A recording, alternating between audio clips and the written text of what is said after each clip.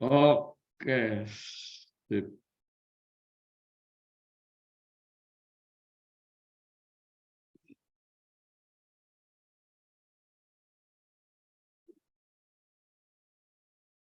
Dor.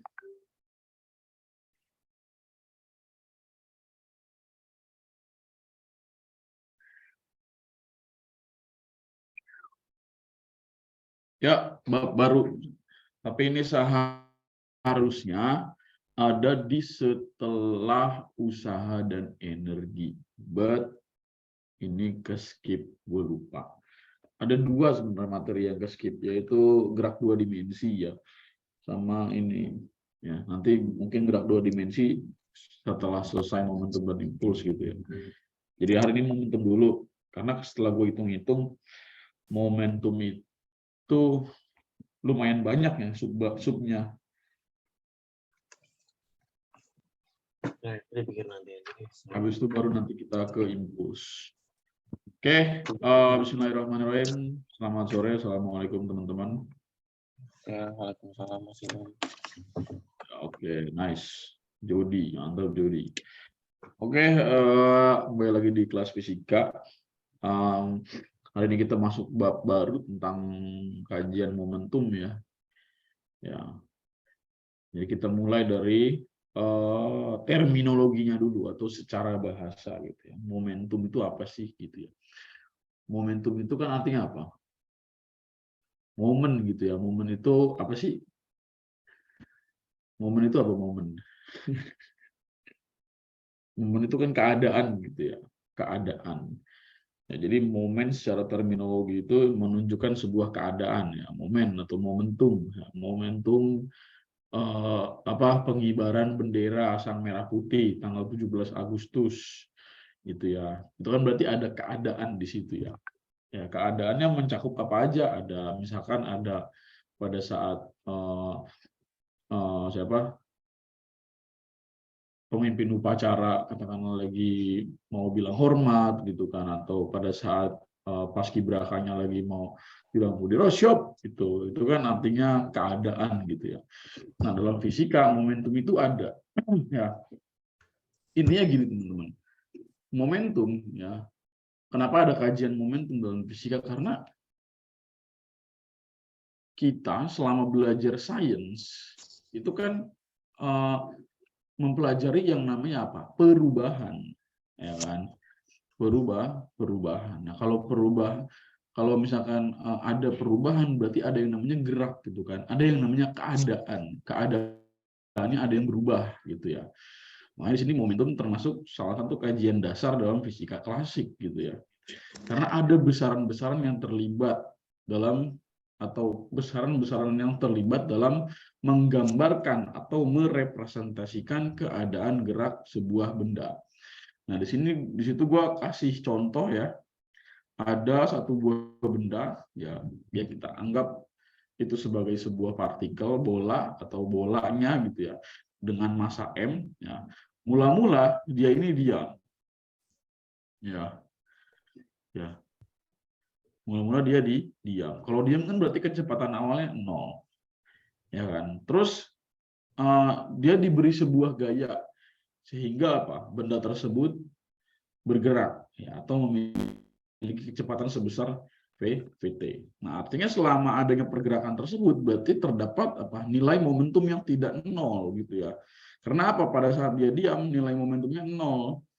Ya, kenapa? Karena di sini rumus atau persamaan matematikanya ya untuk momentum adalah P sama dengan M dikali V. Nilai momentum berbanding lurus dengan massa dan kecepatannya gitu. Ya, jadi semakin besar massanya, semakin besar kecepatan suatu benda gitu kan, maka dia akan memiliki nilai momentum yang besar. Dan ini dikali, teman-teman ya. M dan V ini dikali. Artinya salah satunya aja nilainya 0, berarti benda tersebut memiliki nilai momentum 0. Contoh misalkan benda yang diam di atas ini, kalau benda diam kan berarti kecepatannya 0. Ya, maka nilai momentumnya 0 gitu. Ya. Terus masanya kalau masanya 0 mungkin nggak Bang ya? Nggak mungkin lah. Kalau massa 0 berarti nggak ada massanya gitu ya. Ya. Dan itu tidak mungkin, mustahil, karena setiap benda itu memiliki massa. Even dia itu sebagai sebuah partikel subatomik yang sangat kecil aja, dia punya massa. Ya kan? Cahaya yang selama ini kita kenal sebagai gelombang, nyatanya dalam fisika modern cahaya dipandang sebagai sebuah partikel yang memiliki massa. Itu foton gitu kan. Ya, jadi M dan V ini harus berbanding lurus supaya memiliki nilai momentum gitu. Dan V tidak boleh 0. Itu. Ya. Nah, di sini ya momentum satuannya apa ya? Udah ngikutin satuan yang di sebelah kanannya aja. M itu massa, kilogram. V kecepatan, ya kan? Berarti satuannya meter per second. Ya, jadi lu lihat nih bahwa P berbanding lurus dengan M, ya, juga berbanding lurus dengan V. Ya, artinya kalau nilai, jadi misalkan sebuah benda punya massa yang sangat besar dan dia juga bergerak dengan kecepatan yang sangat besar, berarti kan berbanding lurus ya. Berarti apa? Hasil kalinya sudah pasti besar. Nilai momentumnya semakin besar. Sebuah benda yang memiliki nilai momentum besar, artinya dia akan sangat sulit sekali untuk dihentikan atau membutuhkan daya luar yang sangat besar supaya nilai momentumnya ini 0 atau berhenti. Gitu. Nah, sebagai contoh ini kita ambil kasus di kehidupan sehari-hari. Ya, gue juga nggak tahu kenapa di dalam P. Gue nggak sampai sekarang nggak nemuin bahasa Inggrisnya momentum tuh apa. Gitu. Maksudnya korelasi antara huruf P dan dan bahasa Inggris dari momentum itu apa pulse gitu, gue juga nggak tahu ya. Pulse ya, jadi mungkin pulse ingat gue, jadi makanya disimbolkan P ya. Nah, contoh misalkan kasus ya, ini betul Fakih ya, gue sempat bahas waktu itu ya, kalau dipakai turunan bisa digunakan buat mencari hukum Newton yang kedua. Gue sempat bahas. Oke, nah ini contoh kasusnya ini yang di bulan September ya kalau nggak salah, Agustus akhir ya. Ini inget banget gue lihat beritanya ini pas lagi di rumah sakit gitu ya. Gue lihat berita ini gitu. Agak menyeramkan ya, sangat menyeramkan ya sebenarnya, di mana truk bermuatan besar ini menabrak halte sekolah yang menyebabkan beberapa anak SD meninggal di tempat karena ditabrak atau dilindas. Dan mungkin satu orang supir yang ketiban oleh tiang ya. Ya, jadi di situ ada tiang ya, ini tiang. Ya, tiangnya rubuh ketika ditabrak gitu. Ini di daerah Bekasi. Nah, ternyata apa? Penyebab dari kecelakaan ini yaitu apa? Rem blong, cuy. Ya, rem blong. Ya, di sini penyebabnya adalah rem blong ternyata. Nah, kenapa rem bisa blong gitu kan? Blong itu artinya kan rem itu udah tidak memiliki kemampuan untuk mencengkram gitu kan. Mencengkram yang namanya piringan atau cakram dari sebuah roda. Ya kan? Ya, kenapa? Karena terlalu sering digunakan atau sudah lelah. Ya kan? Bayangin setiap mobil itu dipakai, pasti rem juga dipakai itu kan. Nah, sedangkan apa? Truk ini ketika dia bergerak, mungkin taruhlah kecepatannya nggak terlalu besar, tapi kan dia memiliki massa yang besar. Ya, kita lihat lagi konsep momentum tadi di sebelahnya. Kalaupun kecepatannya kecil, tapi kalau massanya besar, ya dia tetap besar, ya kan? Ya, maka momentumnya juga besar. Artinya fungsi kerja dari remnya juga sangat berat, ya sangat besar untuk menghentikan truk gitu kan. Ya, sama halnya dengan kejadian truk tanah ya, truk tanah yang menabrak segerombolan mobil yang sedang mengantri di pintu masuk tol Cipularang seingat gua. Ya, jadi di kondisi jalannya itu menurun, ya kan, truknya juga dalam kecepatan tinggi, gitu. Akhirnya remnya blong, ya dia menabrak semua kendaraan yang ada di depannya, gitu. Nah, sama juga halnya dengan kasus tragedi Bintaro, ya kan, tragedi Bintaro 1 ya, tragedi Bintaro 1 buat teman-teman yang di luar Jawa mungkin nggak tahu ya apa itu tragedi Bintaro. Jadi tragedi Bintaro itu tabrakan antara dua buah kereta ya. Jadi kereta sama kereta tuh tabrakan gitu. Adu pala antara kereta sama kereta. Tapi itu udah lama kejadiannya di tahun 1986. Ya. Jadi kereta sama kereta beradu, ya kan. Nah, itu dulu zaman dulu tuh belum 2 jalur, masih single track gitu kan. Masih satu sepur. Jadi dia tabrakan, ya kan. Nah, padahal apa di situ masinis sudah berupaya untuk menghentikan kereta, tapi kereta nggak bisa berhenti mendadak. Kenapa ya? Tadi momentumnya besar, ya kan? Kecepatan kereta itu kan antara sekitar 30 sampai 60 km per jam gitu kan. Ya, lumayan kencang. Nah, ditambah dengan apa? Masanya besar karena kan kereta bawa penumpang. Kereta dalam keadaan kosong aja itu udah besar banget masanya. Ditambah dengan masa penumpangnya. Berarti apa? Momentumnya besar. Rem tidak memiliki upaya yang cukup untuk menghentikan kereta dalam waktu singkat atau secara simultan, ya, atau spontan. Ya, karena apa? Kedua kereta itu memiliki momentum yang besar, kayak gitu. Ya, jadi penyebabnya kenapa kereta nggak pernah bisa menghindari kecelakaan di pintu kereta atau ketika orang yang katakanlah nggak denger gitu ya, dia sedang berada di rel terus dia lindes atau dia tabrak ya karena kereta nggak bisa berhenti mendadak. Pun kalau ada emergency brake pada kereta itu akan membahayakan penumpang yang ada di belakangnya, kayak gitu. Ya, jadi pada tragedi Bintaro itu sekitar 157 orang meninggal di tempat, gitu ya. Jadi ada yang karena pala sama pala itu tabrakan jadi gini gitu ya. Ya, jadi masuk gitu pala sama pala. Gitu. Ya, ada yang katanya telinganya tertinggal, ada yang tangannya nggak tahu kemana gitu. Itulah pokoknya mengerikan, betapa mengerikannya kalau misalkan dua buah benda ya, yang memiliki momentum besar saling bertubuh, atau ketika sebuah benda yang bergerak yang memiliki momentum besar ya itu ada di sekitar kita, itu sulit sekali dihentikan. Nah, ya ini ya, momentum itu termasuk besaran vektor. Kalau besaran vektor berarti apa? Dia memiliki nilai, ya, punya nilai dan apa? Arah. Ya, jadi selain memiliki nilai, vektor juga memiliki arah. Artinya nanti dalam perhitungan momentum plus dan minnya itu ikut masuk, teman-teman ya. Jadi ikut diperhitungkan. Contoh misalkan ya dalam soal di bawah gitu ya. Sebuah KRL dengan tipe JR205 buatan Jepang memiliki massa 90 ton. Ya, lihat, masanya KRL itu 90 ton, cuy. Ya. Jadi diketahui di sini massa sebuah KRL itu 90 ton.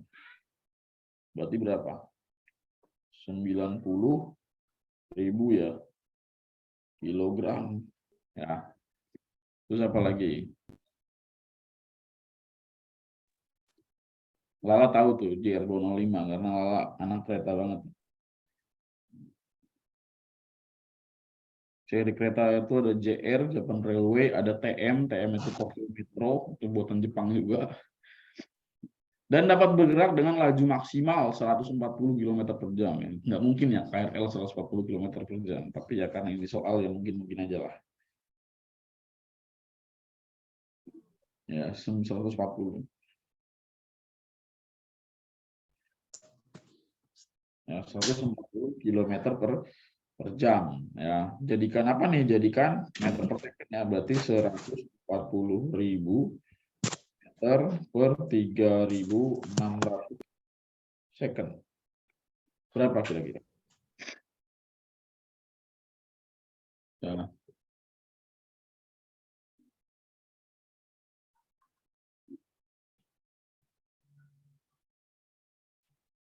Ya, ini kita bulatin aja ya guys, jadi 39 ya, karena 38,8 ya, kita bulatin aja ya. Jadi 39 9 meter per second gitu ya. Nah, terus apa lagi nih? Ditanya, berapa momentum lokomotif tersebut ya saat bergerak pada laju maksimal pada arah 45 derajat terhadap horizontal arah tenggara ya. Kita lihat kata kuncinya di sini, sudutnya 45 derajat terhadap horizontal arah tenggara. Tenggara di mana? Ada yang tahu tenggara di mana? Ya, tenggara itu di sini, teman-teman. Buat yang belum tahu tenggara itu di sini.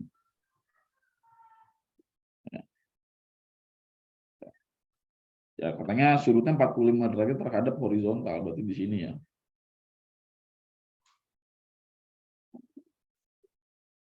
Nah, ya, di sini kecepatannya. Ini 39 meter per second. Nah, ditanyain apa? Momentum tadi ya. Nah, momentum itu karena dia apa?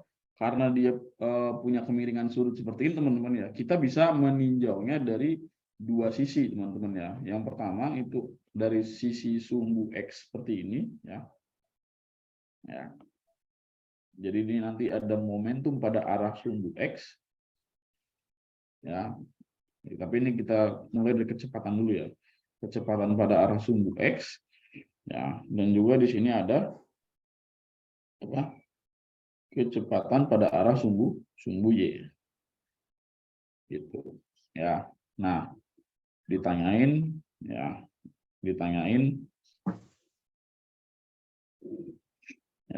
momentum pada arah sumbu X ya berapa? Nah, momentum pada arah sumbu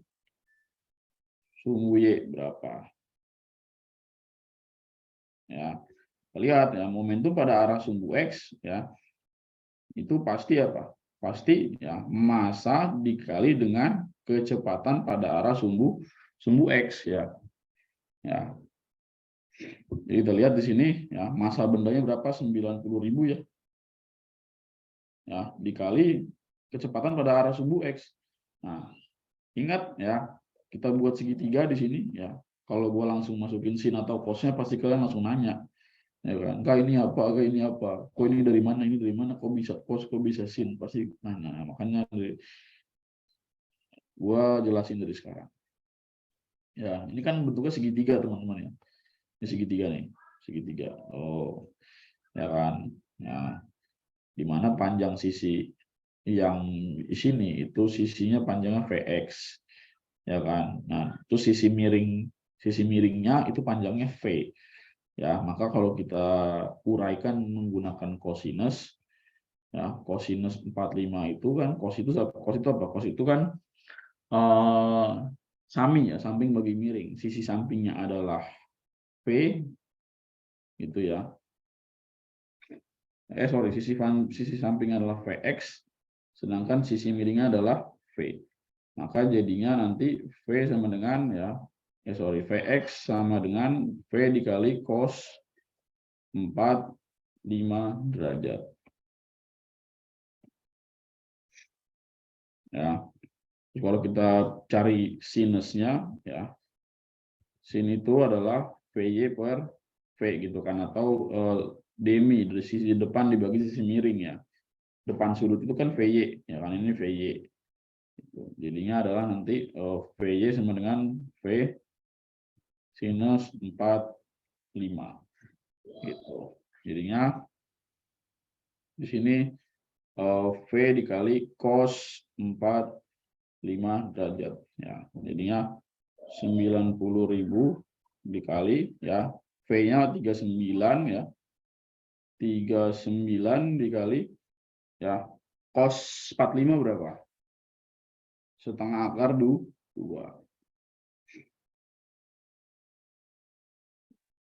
Itu.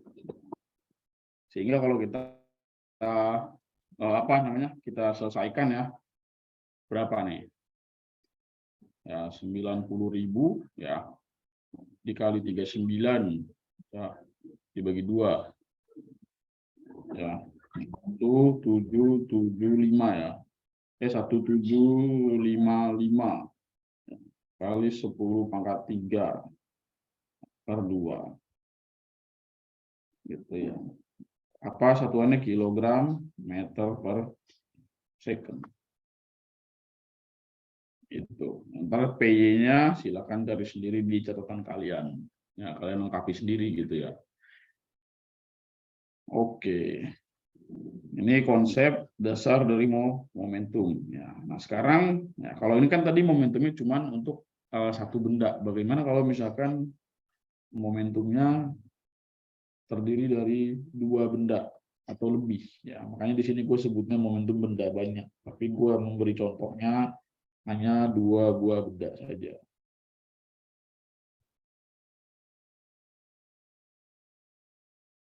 Ya, bagaimana kalau persoalannya adalah momentum benda banyak? Ya, mudah saja sebenarnya. Di sini kita anggap ini adalah bola satu. Ya, ini bola biliar ya. Ini bola satu atau benda satu. Ini benda dua. Ya, ini juga benda satu. Ini benda dua. Ini benda satu. Ini benda dua. Ya, jadi ya bola satu ini atau benda satu diberi gaya ya, diberi sodokan. Ini biliar ya, kita anggap biliar ya, disodok benda satunya ganter gitu kan, mengenai benda dua ya kan. Nah, pada saat mengenai benda dua di sini dia kepecah gitu ya. Yang putih ke sana, yang hitam ke sana gitu. Nah, masing-masing dari benda satu dan benda dua pasti memiliki momentum gitu kan. Ya, di sini ya momentum benda satu ya, yaitu di sini berarti massa benda satu dikali kecepatan benda satu. Ya kan. Di sini juga benda dua itu punya apa? Punya massa, punya kecepatan gitu ya. Ya. Tapi sayangnya di sini kan benda hitam itu atau benda dua ini kan masih diam ya. Kita anggap aja di sini kecepatan dua ini di nol gitu. Nah, baru nanti setelah mereka berdua tabrakan atau tumbukan ya masing-masing punya kecepatan setelah bertumbukan. Ini kita anggap sebagai kecepatan benda satu setelah tumbukan. Ini kecepatan benda dua setelah tumbukan kayak gitu ya. Kalau mau ditotal menggunakan rumus ya berarti di sini momentum total atau sigma dari momentum ya, itu berarti apa? Berarti tinggal dikali di di ini aja ya. Ya, dari ini berarti I sama dengan 1 ya sampai N gitu ya. Ini PI. Ya, berarti kalau kita uraikan jadinya P1 ya, P1 ditambah dengan P2 karena bendanya cuma ada 2. Ya, jadinya di sini massa benda 1 dikali kecepatannya ditambah dengan massa benda 2 dikali kecepatannya. Ya kira-kira gini. Ya, dan kira-kira sih memang begini ya. Ya, tapi ya kita bisa apa di sini? Bisa membuat ya sebagaimana misalnya bendanya lebih dari 2 ya. Jadi menyesuaikan aja, nggak mesti rumusnya ini plak ketik plak mirip seperti ini. Ya, ini hanya penggambaran aja kalau misalkan dua benda. Ya kan? Ya, kalau dua benda. Gambaran seperti itu secara matematika. Ya, jadi tinggal dijumlahin. Momentum benda banyak tinggal diakumulasiin aja. Ya. Terus kalau misalkan dua benda ini bergerak pada arah yang berlawanan, ya berarti salah satunya itu ada yang bernilai negatif.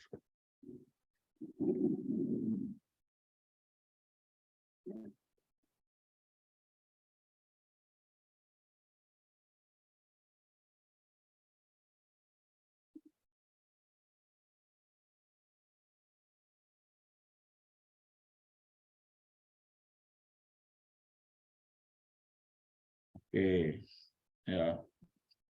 Sampai sini masih aman?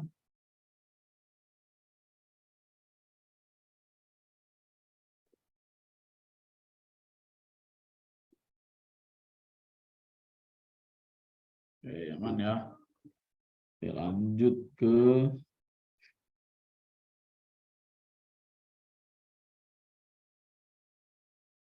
apa nih? Halaman selanjutnya. Set.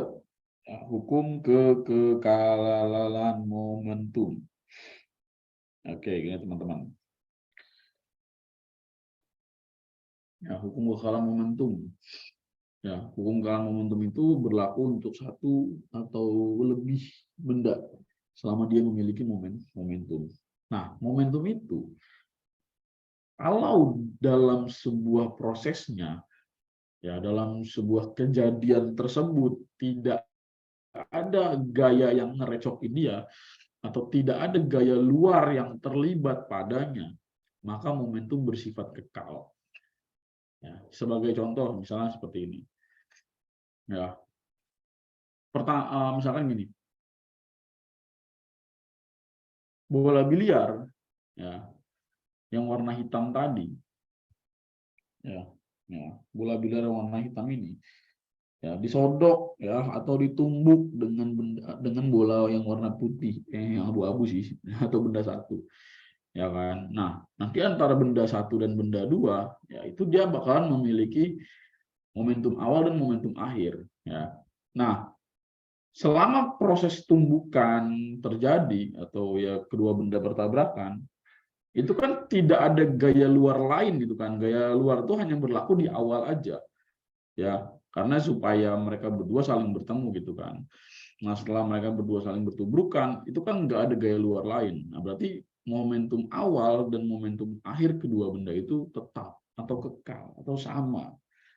Ya, momentumnya sama. Ya, kekal. Jadi di sini diperjelas bahwa momentum total system konstan ya, selama tidak ada gaya luar yang bekerja pada sistem. Jadi biarin aja tuh pada saat dia pertama kali bertumbuh, ya udah diamin aja. Jangan malah ditambahin lagi gitu. Jadi misalkan sebuah bola yang lagi bergulir karena ditendang ya. Terus kalau misalkan ditambahin lagi tendangannya ya berarti sudah tidak berlaku lagi hukum kekekalan momentum. Gitu. Karena sejak pertama kali diberi gaya, ya dia malah diberi gaya lagi setelahnya. Jadi ini tidak sama momentumnya. Nah, ini gambaran jika apa? Jika terjadi pada dua benda kayak gitu. Ya, jadi massa benda yang pertama ditambah momentum benda yang pertama ditambah dengan momentum benda yang kedua sama dengan momentum benda akhir untuk benda yang pertama ditambah dengan momentum akhir dari benda dua gitu. Nah, sebagai contoh misalkan seperti ini. Ya. Sebuah benda mula-mula diam, tiba-tiba meledak menjadi dua bagian dengan perbandingan 2:3. Ya, maksudnya itu perbandingan itu masanya ya. Jadi masanya itu punya perbandingan 2:3. Ya.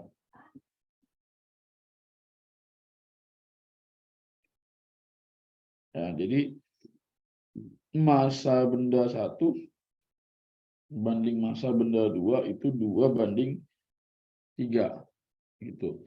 Bagian yang lebih besar terlempar dengan kecepatan 20 meter per second. Jadi di sini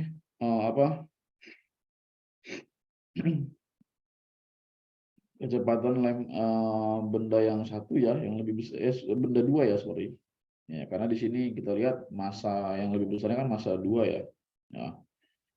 Jadi di sini V2-nya, ya. Jadi kita nggak boleh salah dalam menentukan V1 dan V2. Di sini jelas bahwa yang lebih besar, ya berarti massanya juga besar gitu kan. Jadi V2-nya itu adalah 20 meter per second. Gitu kan. Ya. Misalkan ada ini ada benda gitu kan. Ya, nggak ada angin, nggak ada hujan, duar, meledak gitu kan. Ya, terpisah jadi dua bagian gitu kan. Ya, bagian yang lebih besar ini si benda dua, ini benda satu. Ya, ini momentum awalnya pasti apa? 0. Kenapa? Dikatakan di sini diam. Ya, di soal dikatakan diam. Ya. mula-mula diam, berarti momentum awalnya itu 0. Ya, jadi di sini benda 2 ya masanya juga punya, ya benda 1 masanya punya. Ini benda 1 punya V1, benda 2 punya V2 gitu kan. Ya.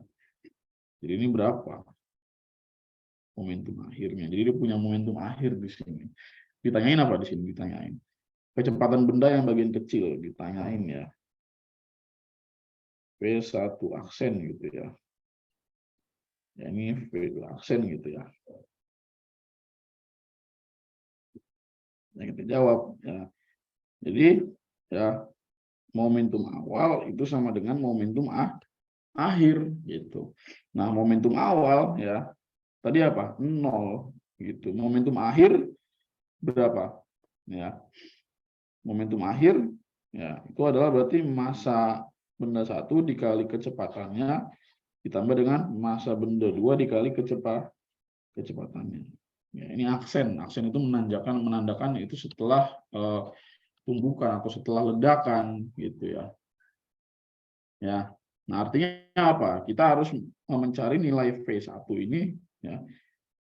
Gimana caranya supaya ruas kirinya itu 0 atau momentumnya itu tetap gitu. Ya, berarti massa benda 1 ini berapa? Di sini terserah lu mau buat persamaan di mana. Ya. Di sini berarti bisa juga lu buat menjadi apa? Nah, di sini aja ya. M1 per M2 sama dengan 2 per 3. Nah, jadi M1 sama dengan ya 3 per 2M2. Ya enggak? Apa kebalik gua? Bentar. Oh iya bener ya. Sorry. 2M2 sama dengan 3M1. Jadi M1 sama dengan 2 per 3M2. Nah, substitusiin di sini. Berarti di sini 2 per 3M2 ya. Ya, dikali berapa nih? Dikali V1 ya. V1 berapa tadi? V1-nya itu 20. Ya, ditambah M2 dikali V2 ya. Sorry, V1 itu yang dicari ya. V1 aksen kali V2-nya 20. Ya, berarti di sini apa? Kita bisa ini teman-teman ya. Salah satu ditambah kedua ruas ditambah dengan berapa? Ditambah dengan min ya, 20M2 sama dengan 2 per 3M2 dikali V1 aksen. Jadi ini M2-nya coret ya. Jadinya V1 aksen sama dengan ya min 30 meter per second gitu ya. Jadi kecepatan benda 1 ya setelah tumbukan adalah negatif berapa? Negatif 30 negatif 30. Artinya nanti dia berlawanan dengan benda 2 arah ininya, arah apa namanya, arah ledakannya gitu ya. Kok nggak sesuai sama ilustrasi kan? Ya kan di ilustrasi gue nebak gitu kan. Kalau di hasil akhirnya dia negatif ya lu tinggal ilustrasinya tinggal lu ubah aja. Jadi arahnya berlawanan. Ya bisa M1 ke kanan, ya M2-nya ke kiri. Kayak gitu. Ya, jadi kayak gini nanti.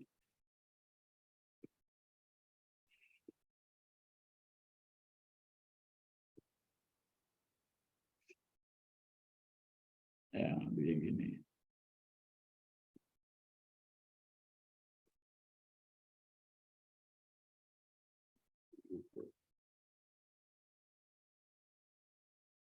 Ke kanan gitu ya, ke kiri atau sebaliknya terserah ya.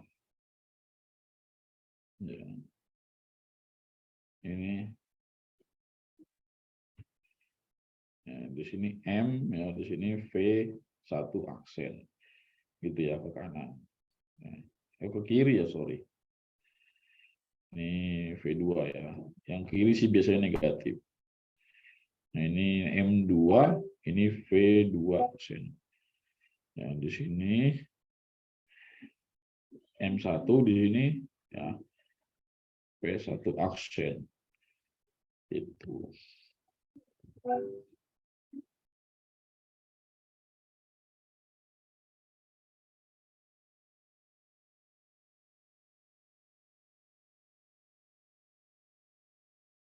Ya, kalau kecepatan akhirnya sama ya masanya sama, iya. Ya. Di rumah ya, di kamar kalau setelah selesai kelas ya kan, lu buat contoh soal atau kasus sendiri gitu kan. Coret-coret tanya gua, "Bang, ini bener gak kalau gini gini gini, what if gini gini gini gini." Bisa dicoba aja gitu. Ya, maksud gua kalau emang lu penasaran ya lu coba gitu kan. Kalau nggak nyoba ya nggak bisa. Kayak gitu. Yang nggak usah takut salah karena kan nanti dibenerin.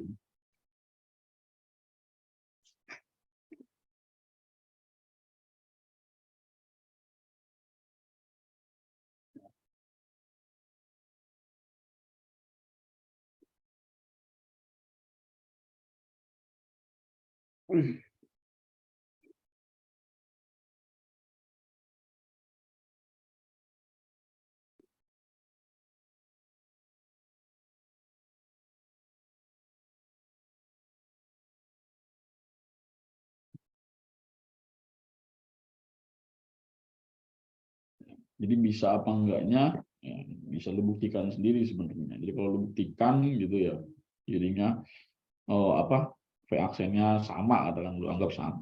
Jadi di sini ya, M1 dikali V1 aksen ya, ditambah M2 dikali V2 aksen gitu ya. Jadi yang satu di sini lihat ya, jadinya eh, min ya, M2 ya, V2 aksen sama dengan M1D kali V1 aksen. Ya, jadi ini apa? Karena tadi apa? Arah potongan salah satu apa namanya? Salah satu batunya gitu ya. Jadi di sini ya kita anggap dia yang berlawanan ya. Jadi min V ya tadinya. Ya. Atau sama ya, nggak bisa sih sebenarnya karena nanti akan menghasilkan massa negatif ya. Karena massa itu nggak ada negatifnya kayak gitu. Kecuali di situ jelas dikasih tahu satunya min, satunya plus. Kalau misalkan dua-duanya sama plus satu katakanlah kecepatannya, dia nggak bisa. Kenapa? Karena masanya salah satunya ada yang negatif. Sedangkan massa negatif itu nggak pernah ada.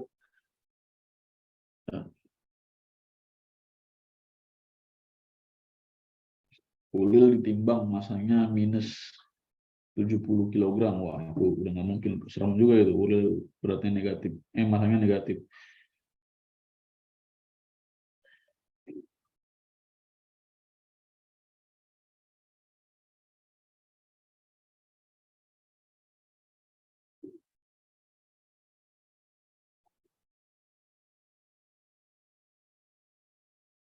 Iya boleh aja Gina. Jadi lu caranya sama gua beda, tapi kalau ujungnya sama dan itu tidak melanggar, it's okay, sama boleh-boleh aja kayak gitu.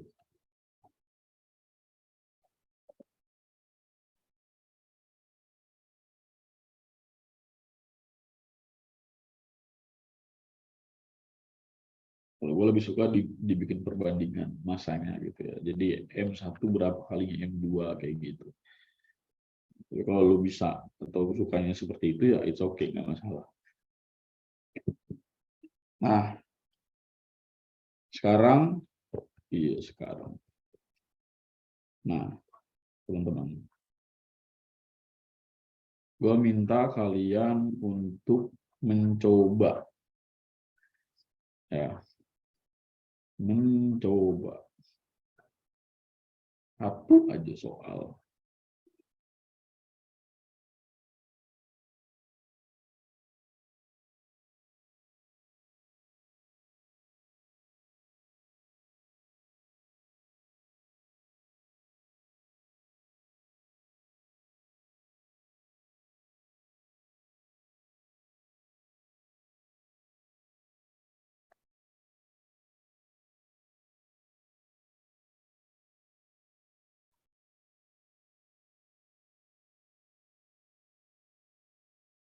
Ya, ini soalnya gue kirim ke grup ya.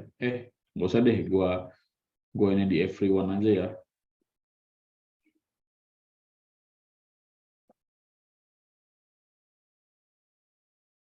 Jadi kalian silakan jawab.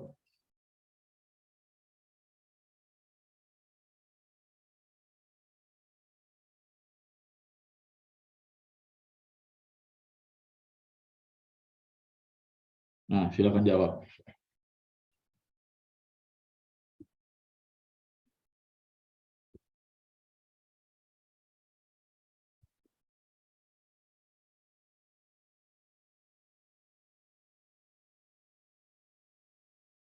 Ingat, cara lu menjawab bukan dengan menyebutkan berapa hasilnya, tapi dengan kirim foto bukti bahwa lu udah mencobanya, ya.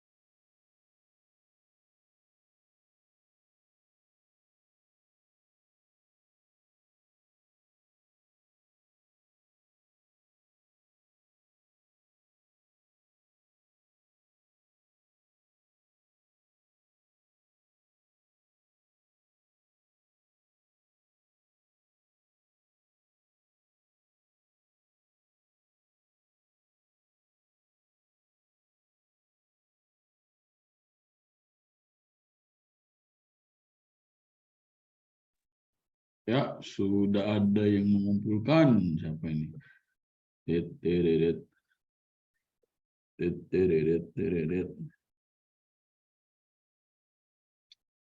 Oke, satu orang sudah mengumpulkan, 2 orang, 3 orang, 4 orang, 5 orang, 6 orang.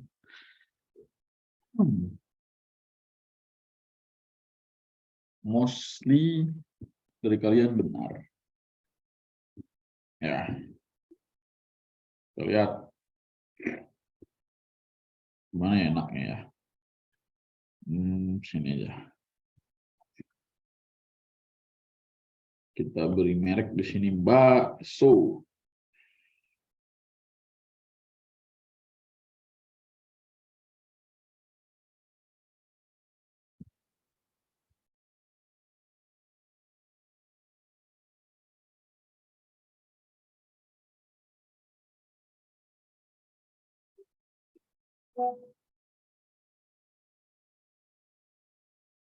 Kita lihat bakso, bahas soal. Ya, ya udah. Oke, sebuah benda bermassa 1 kilogram melakukan tumbukan hadap-hadapan dengan benda lain yang bermassa 8 kilogram. Wah, timpang bener ya. Setelah tumbukan, kedua benda bersatu.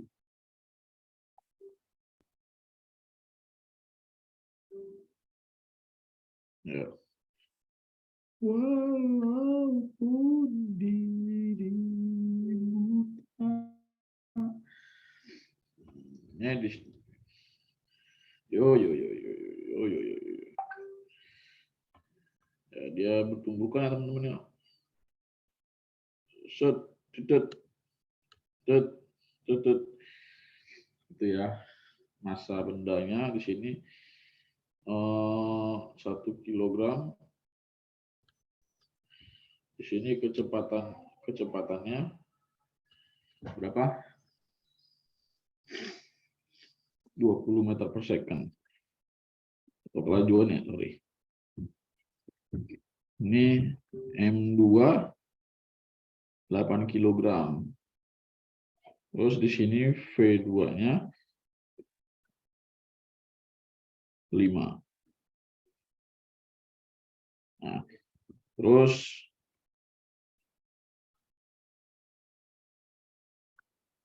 tumbukan. Pinter-pinter guys, kalian guys. Setelah tumbukan, mereka berdua bersatu dan hidup bahagia selama-lamanya.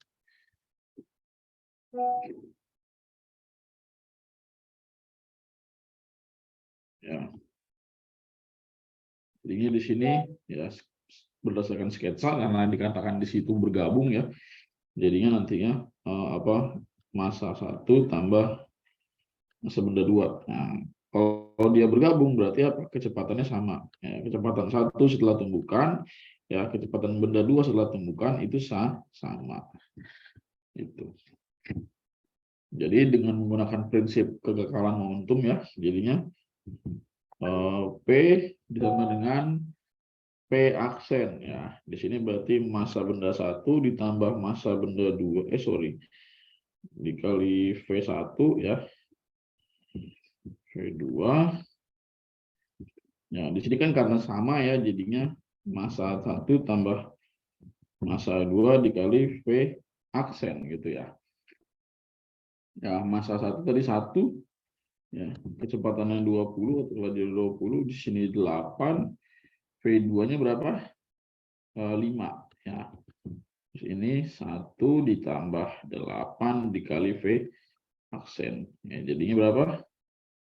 Oh iya, sorry. Di sini ada keliru. Ya, di sini karena dia arahnya ke kiri, maka ini negatif. Ini arahnya ke kanan, maka positif. Ya, jadinya min 5 ya berarti ini, min 5. Ya. Terus di sini berarti 20 dikurang 40 sama dengan 9 V aksen. Jadi di sini min 20 sama dengan 9 V aksen. Jadi V aksennya adalah min 20/9 meter per second. Jadi kedua-duanya bergerak ke kiri. Itu terbukti ya teman-teman ya. Jadi benda yang lebih kecil itu ngikut sama benda yang lebih besar. Gitu.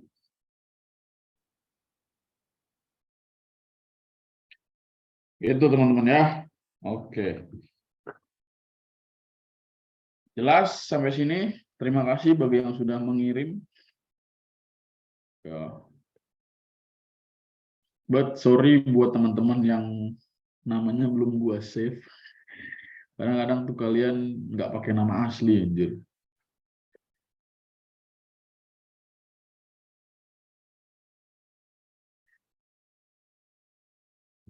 Jadi buat yang masih salah, mohon dikoreksi lagi.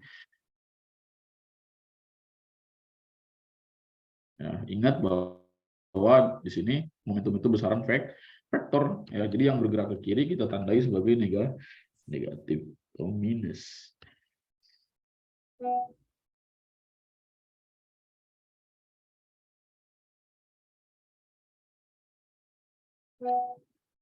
Oke, kita lanjut ke topik berikutnya. Ya, tadi kita sampai sini ya. Oke. Nah, tumbukan segaris dua benda. Ya, kita sebelum mengkaji lebih dalam tentang rumusnya, ya kita ingat bahwa ya pada kasus sebelumnya ya dikatakan bahwa momentum itu kekal.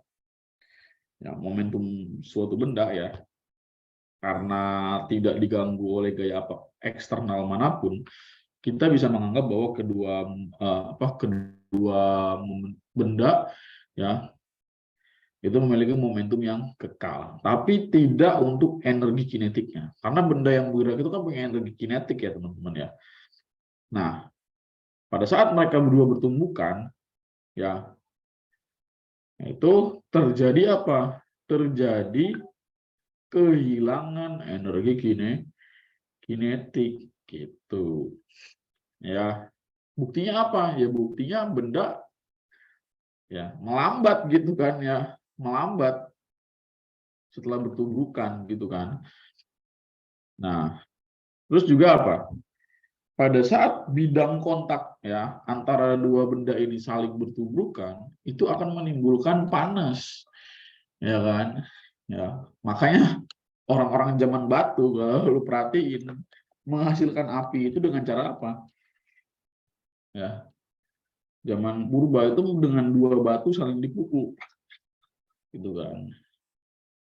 Nah, itu akan supaya menghasilkan apa? Menghasilkan api gitu kan. Karena energi kinetik berubah jadi energi panas dan juga karena ada suaranya jadi energi suara atau energi bunyi kayak gitu ya. Nah, jadi energi kinetik ini nggak kekal. Maka perlu adanya kajian lebih lanjut mengenai berubahnya energi kinetik pada saat kedua benda bertuburukan gitu ya. Nah, ya. Jadi kita membutuhkan yang namanya besaran baru. Ya, besaran baru untuk apa? Untuk memberikan penggambaran tentang adanya perubahan kecepatan ya setelah dan sebelum kedua benda ini bertumbukan kayak gitu. Nah, itu kita bisa dapat dari ini gitu ya. Jadi katanya saat tumbukan ya akan ya muncul panas pada bidang kontak. Ya, akibatnya ya karena adanya panas. Ya, jadi energi kinetik ini hilang dan bukan hilang ya, tapi dikonversi menjadi energi panas. Ya, jadi kehilangan energi kinetik ini berubah menjadi energi panas. Ya, ingat hukum kekalahan energi ya bahwa energi itu kekal, energi tidak bisa dimusnahkan, tidak bisa juga diciptakan, tetapi diubah dari satu energi menjadi energi lain. Kayak gitu. Ya, let's say matahari yang kita anggap sebagai sesuatu yang memang sudah ada dari dulu. Nyatanya matahari itu dihasilkan dari sebuah energi nuklir gitu kan. Ya, dari sebuah reaksi fusi nuklir gitu antara dua buah atom hidrogen. Ya, kemudian pada kondisi tekanan yang sangat besar, dua atom hidrogen ini justru malah menjadi unsur baru, yaitu helium gitu. Nah, ya, jadi di sini ya dari tubrukan dua buah benda ini ya kita bisa menurunkan persamaan baru gitu teman-teman ya. Nah, ada yang masih ingat rumus energi kinetik apa? Ayo, apa rumus energi kinetik?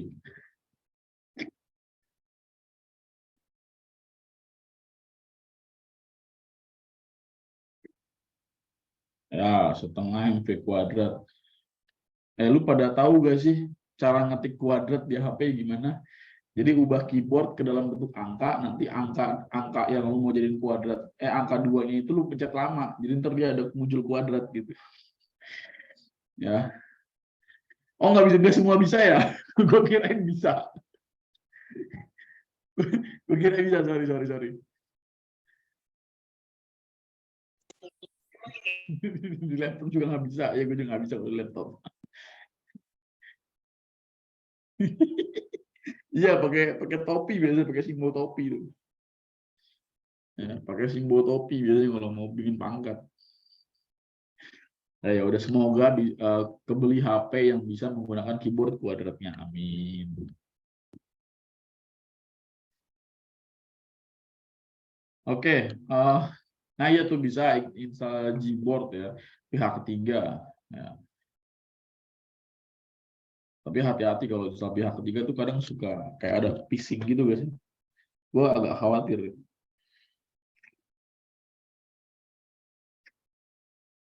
Oke, ya. Kan kita udah belajar ya bahwa energi kinetik itu rumusnya setengah mv kuadrat. Nah, di sini kita masukkan kembali hukum kekalan momentum. Di sini kan kita bicara hukum kekalan momentum ya. Momentum pasti kekal. Jadi kita tuliskan kembali hukum kekekalan momentum ya.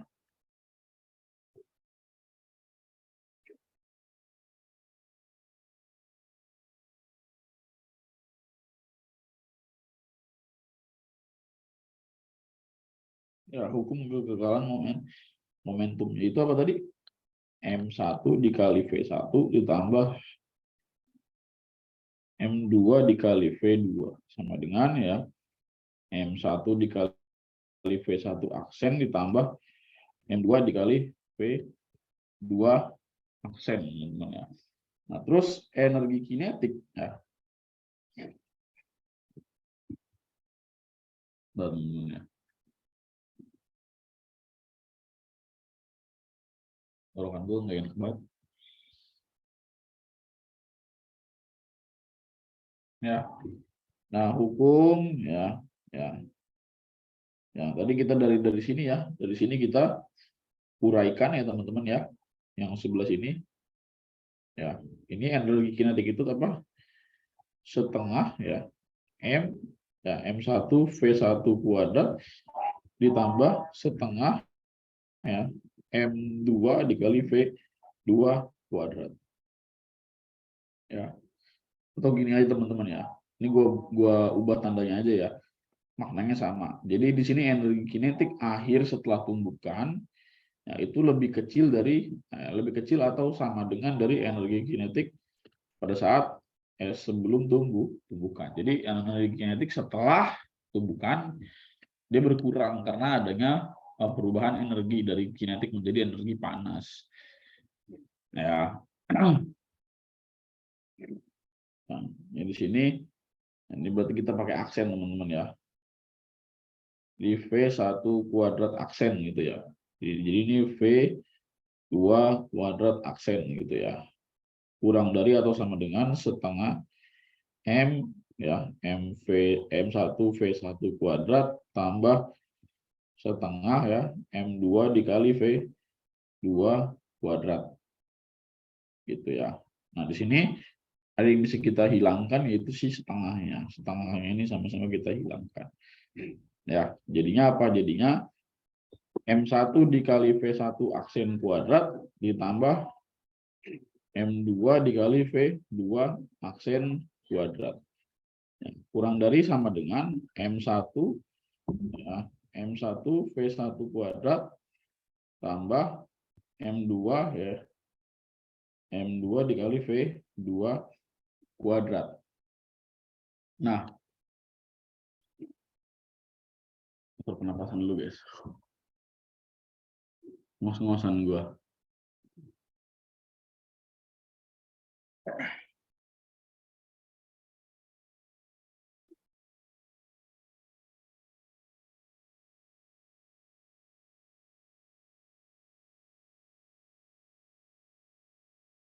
Nah, ini kita kita hold dulu teman-teman, atau kita tahan dulu ya. Kemudian kita kembali ke hukum kekekalan momentum.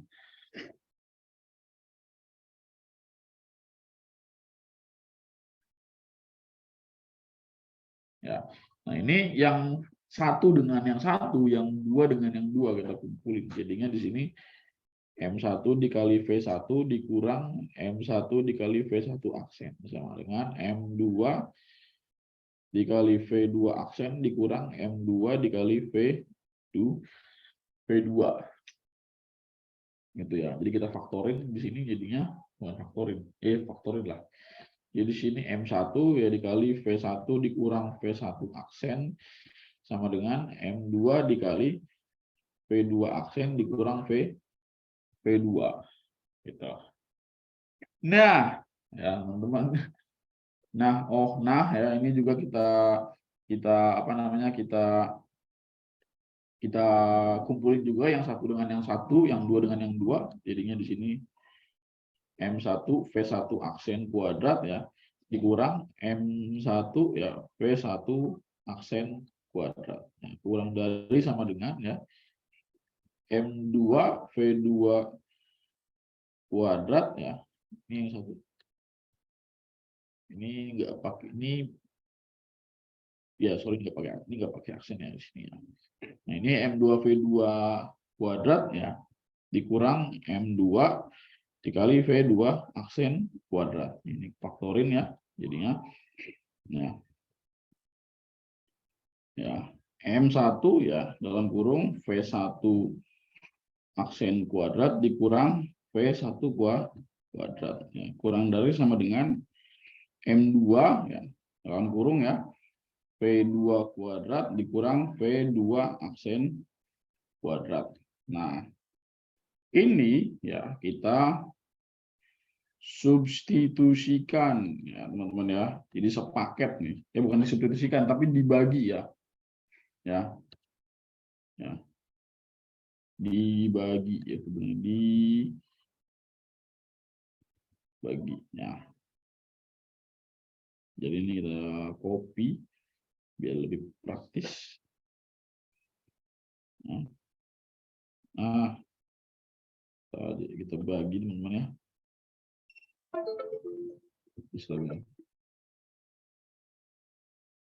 Ya, jadi ini kita jadiin bagi ya, ini dibagi dengan ini ya. Ini dibagi dengan ini. Nah, kemudian ini kita coret ya, kita hapus. Nah, setelah dibagi ya, ada bagian yang bisa kita coret yaitu M1 ya dengan M2. Ya. Nah.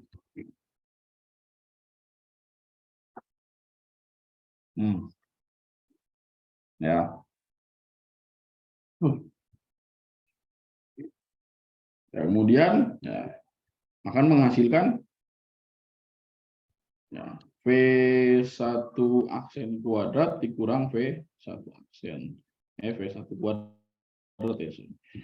Per ya, V1 dikurang V1 aksen. Ya, kurang dari sama dengan V2 kuadrat dikurang V2 aksen kuadrat. Per ya, per V2 aksen min V2. Nah, ya yang atas itu kita apa ini enaknya? Kita faktorin ya teman-teman ya. Ya, kita buat pakai sifat aljabar seperti ini. ya. A kuadrat min B kuadrat. Ya kan? Itu sama dengan A plus B A min B, ya, pakai sifat yang ini. Ya, nanti jadinya kalau kita keluarin ya, jadinya ya, P1 aksen kuadrat ya ditambah P1 kuadrat ya dikali P1 aksen, ya sorry nggak pakai kuadrat ya, P1 aksen dikurang P1 per ya, V1 min P1 aksen kurang dari sama dengan ya ini V2 kuadrat ditambah V2 aksen kuadrat, sorry nggak ada kuadrat lagi. Nah, ini V2 ya, dikurang V2 aksen per ya per V2 aksen min V2. Nah, ini berarti bisa kita apa yang kita coret ya. Ya. Ya enggak? Ya apa enggak, teman-teman? Yang mana bisa coret? Aduh, pegel banget ya Allah.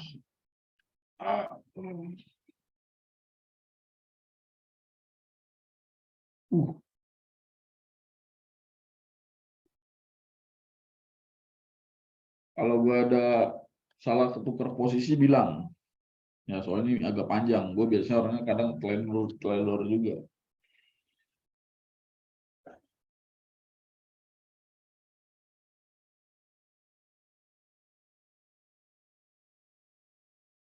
P1 kurang P1. Nah, kita ulang deh. Untung bisa dihapus gampang. Ya, ini kan setelah dicoret jadi ini ya. Terus kita kumpulin ya, kumpulin yang apa, yang satu dengan yang satu, yang dua dengan yang dua. Berarti di sini M1 V1 aksen dikurang M1 dikali V1 kuadrat. Ini kuadrat. Kurang dari sama dengan M2 dikali V2 kuadrat dikurang M2 dikali V2 aksen kuadrat. Ya. Atau gini. Ya sih benar.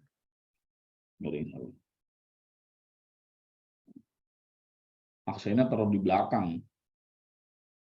Nah, jadi di sini kalau kita tukar jadinya M1 dikali V1 kuadrat ya, min ya sorry, plus M1 dikali V1 aksen kuadrat. Ya, kurang dari sama dengan min M2 dikali V2 aksen kuadrat ditambah M2 dikali V2 kuadrat. Ya. Kalau kita buat seperti ini ya, jadinya ya, ya dikeluarin dulu M-nya, jadi M1 ya dikali min V1 kuadrat tambah V1 kuadrat, V1 aksen ya, kurang dari sama dengan M2 dalam kurung min V2 aksen kuadrat plus V2 kuadrat. Ya. Lalu kemudian ini dipecah jadi M1 dikali ya min V1 ya. Ya, min V1 ya. Bisa dipecah nggak ya? Gue lupa aljabarnya. Min V.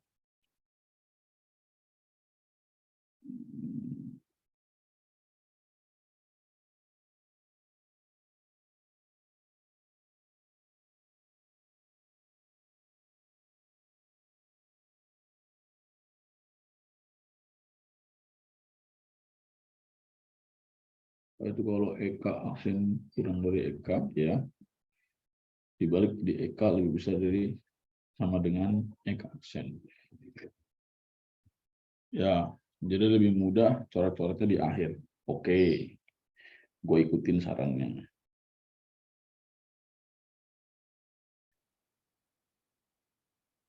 Jadi di sini kita ubah teman-teman ya. Jadi eka aksen itu kan kurang dari eka, itu kita ubah tadi ya. Jadi eka energi kinetik mula-mula itu lebih besar atau sama dengan dari energi kinetik akhir.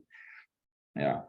Jadi energi kinetik mula-mula itu berarti setengah M1 dikali V1 kuadrat ditambah setengah dikali M2 dikali V2 kuadratnya. Lebih dari atau sama dengan setengah M1 dikali V1 aksen kuadrat ditambah setengah ya M2 dikali V2 aksen kuadrat. Ya, habis. Ya, jadinya ya, kita pindahin ya. Sorry, M1 dikali V1 kuadrat dikurang M1 dikali V1 aksen kuadrat. Ya, kurang dari lebih dari sama dengan ya M2 dikali V2 aksen kuadrat dikurang M2 dikali V2 kuadrat. Ya, terus di sini M-nya kita keluarin ya, M1 dikali V1 kuadrat dikurang V1 aksen kuadrat. Lebih besar dari sama dengan M2 dikali V2 aksen kuadrat dikurang V2 kuadrat. Nah, ini kita belah ya teman-teman ya, pakai aturan eksponen. Jadinya V1 ditambah V1 aksen ya dikali V1 dikurang V1 aksen. Lebih besar sama dengan ya M2 dikali V2 aksen ditambah V2 ininya V2 aksen min V2. Nah, lalu kita bagi teman-teman ya. Ya, oh iya benar. Thank you Ais. Oke, ini kita dapat pencerahan dari saudari Ais. Ais ini cewek apa cowok? Yang kita bagi teman-teman ya. Nah, ya, kita mendapatkan sisi terang ya. Jadi bisa dicoret nanti di akhir. Di sini dibagi. Ya. Ya.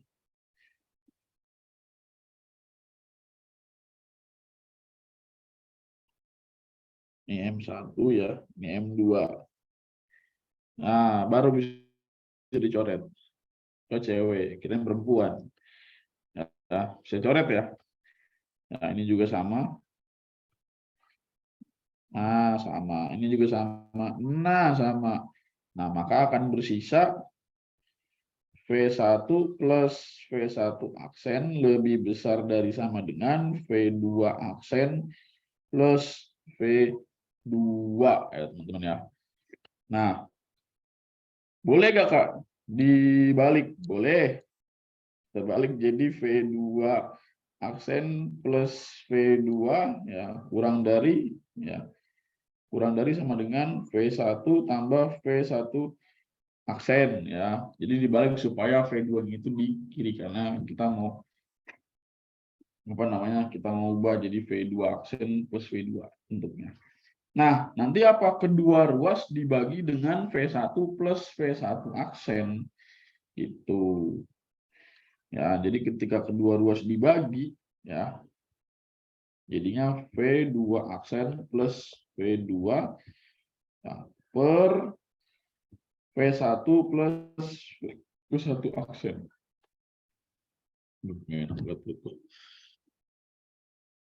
Ya. Aduh. Nah, sorry, jangan dibagi dulu, tapi dikumpulin dulu. Ya, yang aksen dengan aksen, yang tidak aksen dengan yang tidak aksen. Ya.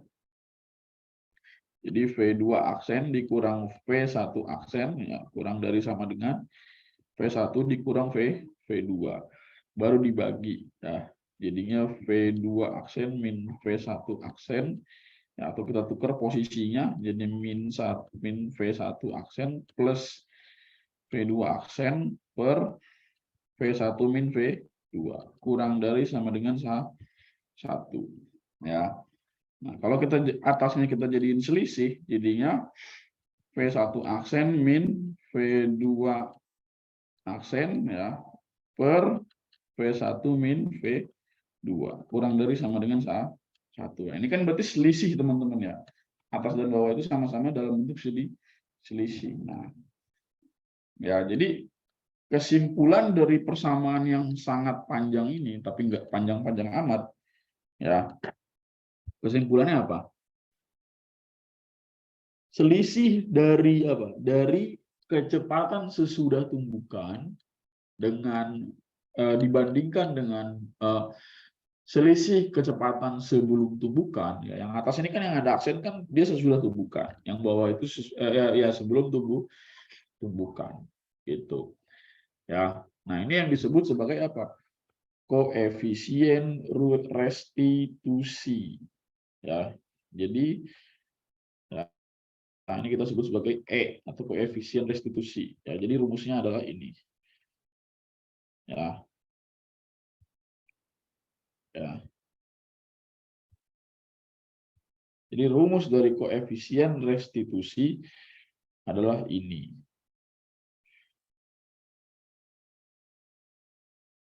Ya, itu sorry. Jadi E sama dengan ya ini min bla bla bla bla bla dibagi dengan bla bla bla bla bla. Ya. Ya. Jadi E adalah koefisien restitusi.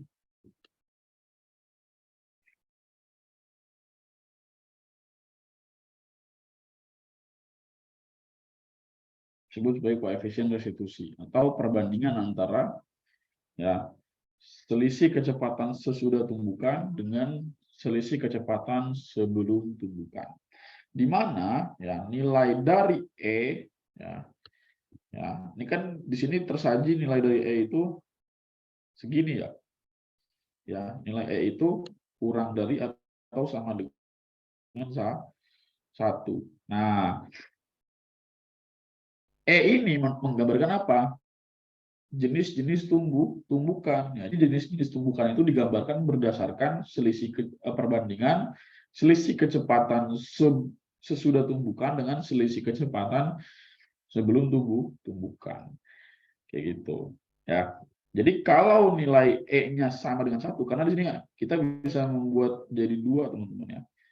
Jadi 3. Nah, kalau dia nilainya E sama dengan 1, maka di sini tumbukan elastik sempurna. Elastik sempurna. Atau lenting sempurna. Ya. Terus kalau nilai E-nya ini berada di antara 0 dan 1, ini tumbukan elastik sebagian. Ya, sedangkan kalau E-nya sama dengan 0, tumbukan tidak lenting atau tidak elastik. Ya, tumbukan tidak elastik sama sekali. Ya. Jadi non elastic collision, artinya tumbukan tidak elastik. Itu. Ada pertanyaan?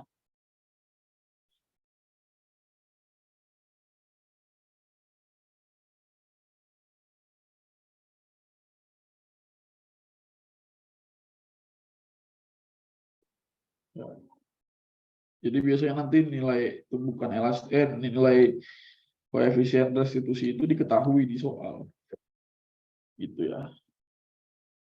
Jadi sebuah tumbukan itu nanti punya nilai berapa, nanti ditanyainnya katakanlah Ditanyainnya kecepatan akhir tumbukan itu. Ya.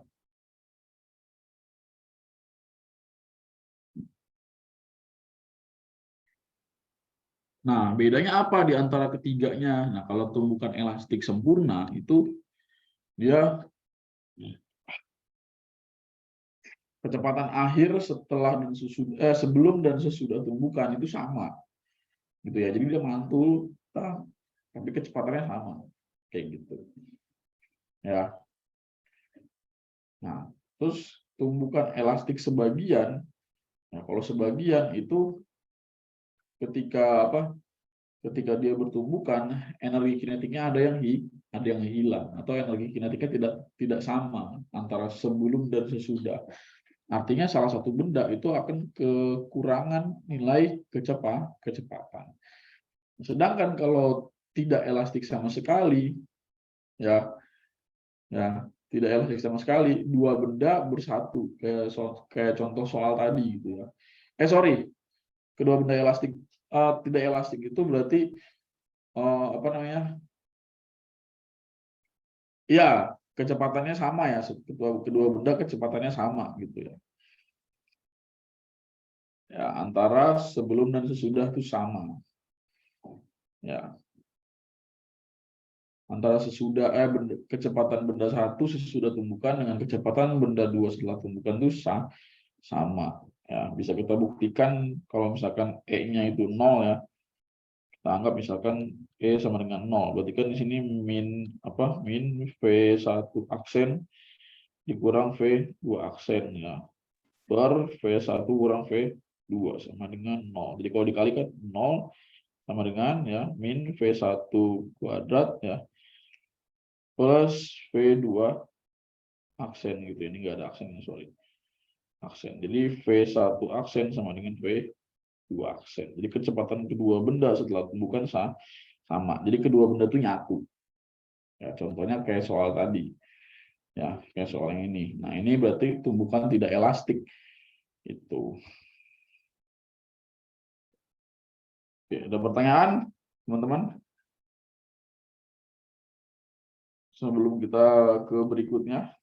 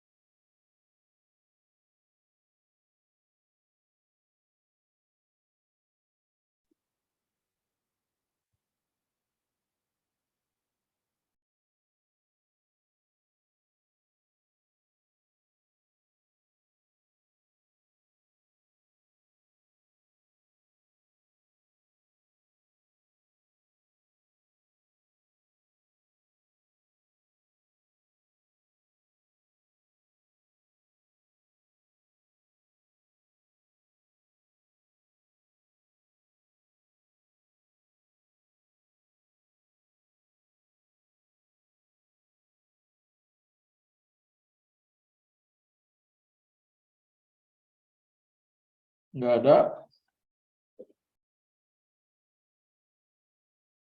Kita akan ke topik tentang ayunan balistik.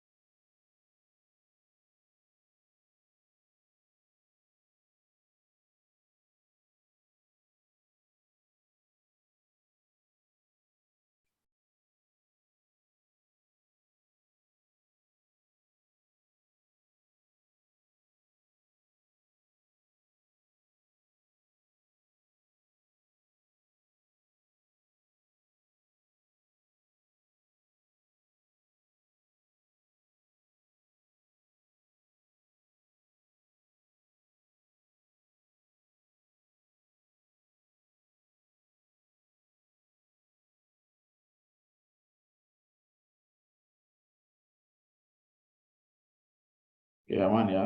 Sekarang kita ke ayunan balistik. Ya, ayunan balistik itu sebenarnya bandul ya. model bandul gitu ya. Jadi sebuah balok digantung ya, lalu kemudian ditembakin sebuah peluru. Jadi zaman dulu ayunan balistik ini digunakan untuk mengukur seberapa cepat sebuah peluru itu melaju gitu ya. Nah, kemudian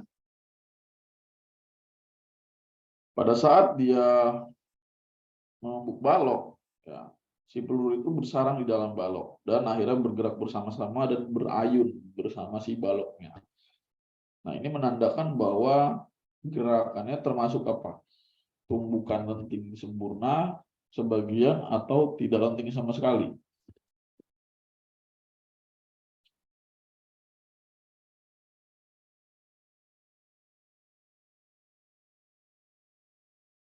Apa coba? Ya, tidak lenting sama sekali ya.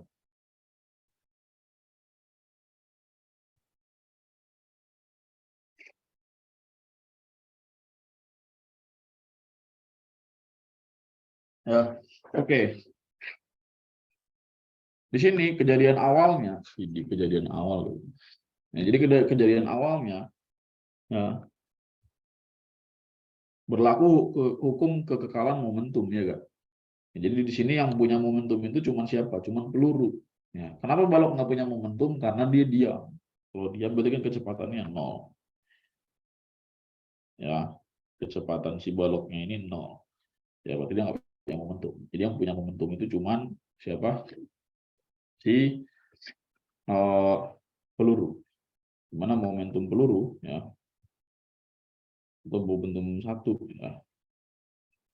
Ya, ya, ini adalah M dikali V ya, momentum si peluru ya. Nah, sedangkan balok nol momentumnya.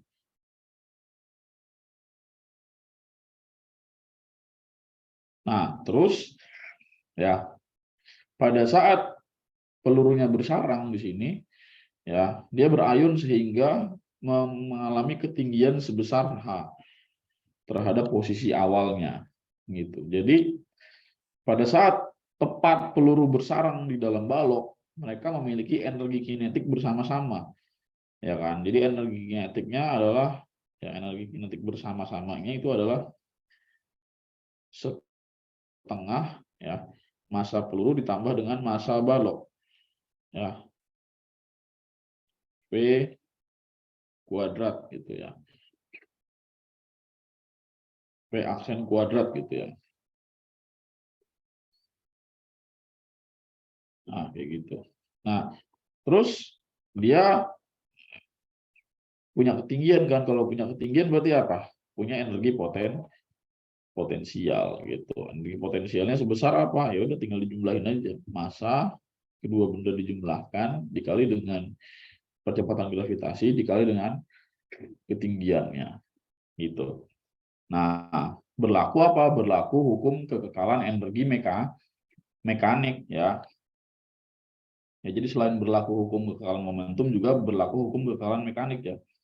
Nah, hukum kekekalan momentum. Nah, di sini berarti P sama dengan P aksen. Ya, P ya, berarti di sini M dikali V ya ditambah 0 ya. Momentum balok kan 0. Terus di sini yang kedua ya, M ditambah M kecil ya dikali V aksen. Ya, karena kan mereka berdua bergerak bersama-sama, berarti kecepatannya sama gitu ya. Terus di sini berlaku hukum kekekalan energi mekanik.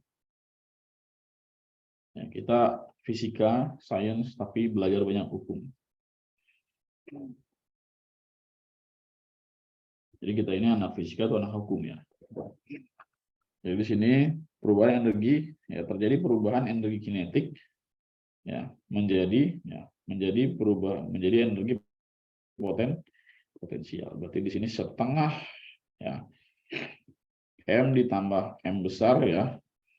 V aksen kuadrat sama dengan ya M ditambah M kecil dikali GH. Ya, ini dicoret, ini coret ya, karena sama. Jadi kecepatan mereka setelah bertumbukan itu adalah akar ya, akar 2GH gitu ya. Nah, ya. Ini sekarang kita apain enaknya? Ya, kita substitusi gitu teman-teman ya. Substitusi kemana? Kok ini ada kuadratnya? Kalau udah ada kuadratnya berarti nggak ada akarnya. Gitu ya. Substitusi ke hukum kekalahan momentum. Ya, jadi di sini MV ya sama dengan ya M besar tambah M kecil dikali V aksennya berapa? Akar 2GH. Akar 2GH gitu. Jadi ya V sama dengan ya M besar tambah M kecil ya per M dikali akar 2GH. Itu cara mengukurnya. Ya. Jadi kecepatan peluru sebelum ya tumbukan ya P kecepatan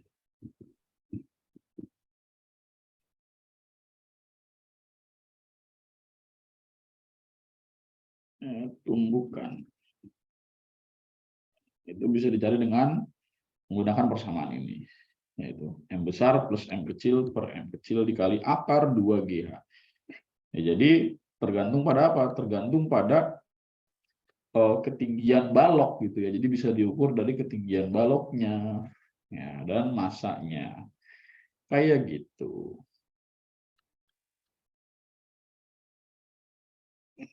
Ya.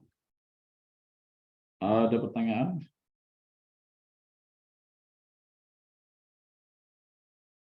Ya.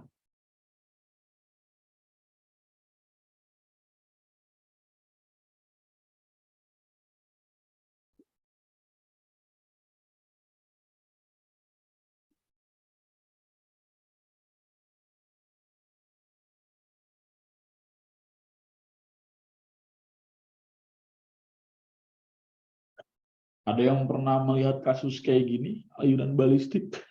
Gurunya pernah kasih gitu kata-kata.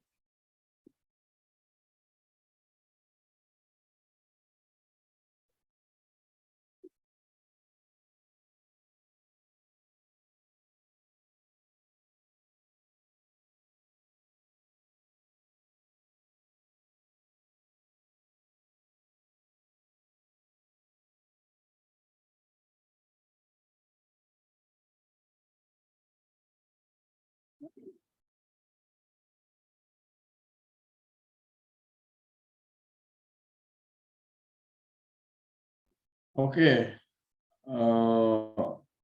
gue akan berikan kalian bekal untuk tidur nyenyak, ya, berupa soal,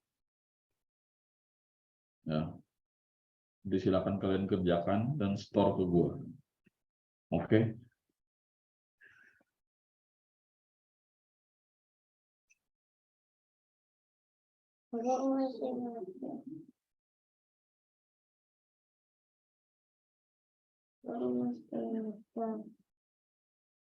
Masih,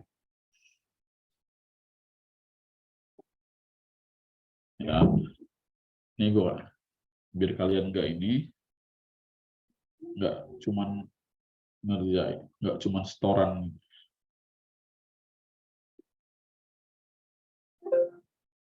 nggak cuman setoran apa, nggak cuman setoran jawabannya doang, gue beri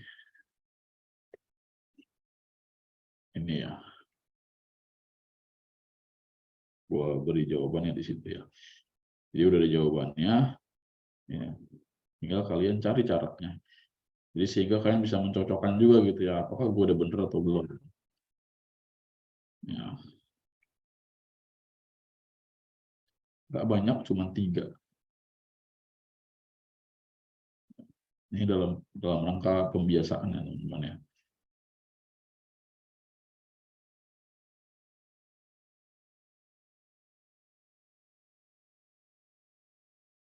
Ini nggak wajib sih, buat yang merasa tidak membutuhkan ya nggak masalah. Jadi tidak ada paksaan. Oke, sekian dulu untuk fisika hari ini teman-teman. Kita lanjut nanti di hari Minggu ya. Ya, jadi nanti hari Minggu kita belajar ini lagi, nerusin ya tentang tumbukan benda dengan lantai. Kemudian nanti dilanjut dengan impuls. Oke, sekian dari gua. Terima kasih, selamat sore. Assalamualaikum.